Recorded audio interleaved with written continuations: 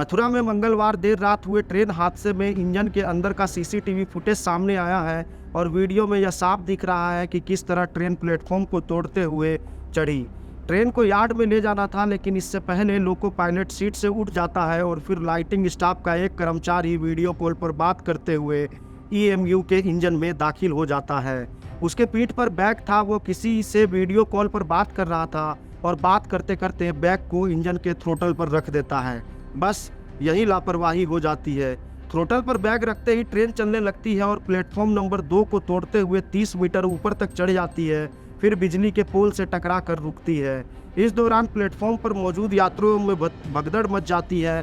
Throttle engine में accelerator का काम करता है और इसी से रफ्तार को घटाते बढ़ाते हैं।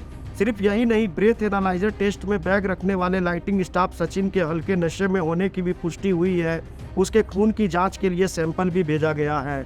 रिपोर्ट आने पर यह पता चलेगा कि नशा किस स्तर और कितना था। आगरा मंडल प्रबंधक तेज प्रकाश अग्रवाल का कहना है कि ट्रेन आने के बाद इंजन के केबिन की चाबी वहां पहले से मौजूद सहायक स्टाफ को देनी होती है। मंगलवार रात ट्रेन आने पर चाबी सचिन को दी गई। फिलहाल रेलवे की 28 पेज की मिली जांच रिपोर्ट के आधार पर लोको पायलट सहित 5 रेल कर्मियों को निलंबित कर दिया गया है। निलंबित किए गए रेल कर्मियों में loco pilot Govind Hari Sharma, helper electric Sachin, technician Kuljeet, Brajesh और हरवन कुमार है। दिल्ली सकूर बस्ती स्टेशन से उत्तर रेलवे की ईएमयू ट्रेन रोज मथुरा के लिए चलती है। रेलवे के अधिकारियों को दी गई प्राथमिक रिपोर्ट में घटना के बारे में जानकारी दी गई है और इसमें लिखा गया है कि गाड़ी संख्या 04446 का मथुरा स्टेशन पर रात 10:49 पर पहुंची। लोको पायलट के उतरने के बाद चाबी लाइटिंग स्टाफ सचिन अंदर गया। इसी समय 1 मिनट के अंदर ही गाड़ी डेड एंड को तोड़ते हुए प्लेटफॉर्म नंबर 2 के ऊपर चढ़ गई, जो कि OHE खंबा संख्या 1002 को हिट और डैमेज करके उसी के ऊपर रुक गई। इस कारण मथुरा यार्ड की मेन लाइन के किलोमीटर 1797/35 OHE ब्रेक डाउन की घटना हुई। जांच के रिपोर्ट के दूसरे पेज पर लिखा है कि सीसीटीवी की वीडियो क्लिप के अनुसार ट्रेन आने के बाद कार्यरत चाबी लाइटिंग स्टाफ सचिन लगातार मोबाइल देख रहा है। मोबाइल देखते यानी वीडियो कॉल पर ही इंजन में अंदर प्रवेश करता है। लापरवाही से वह अपने बैग को केबिन के आगे रख फिर से मोबाइल में व्यस्त हो गया। इसी बीच अपना बैग अंदर रखता है और गाड़ी का एम्प्टी रैक बैग के दबाव से मूव कर गया। जांच रिपोर्ट में लोको पायलट और लाइटिंग स्टाफ द्वारा दिए गए प्रार्थना पत्र भी शामिल है। इसमें लोको पायलट गोविंद हरि ने लिखा है कि वह पलवल से मथुरा तक ट्रेन लाए। गाड़ी की चाबी लाइटिंग स्टाफ सचिन कुमार को दी गई। इसके बाद वह उतरकर चले गए। इंजन से उतरकर आधी ट्रेन ही क्रॉस होगी कि तेज आवाज आई।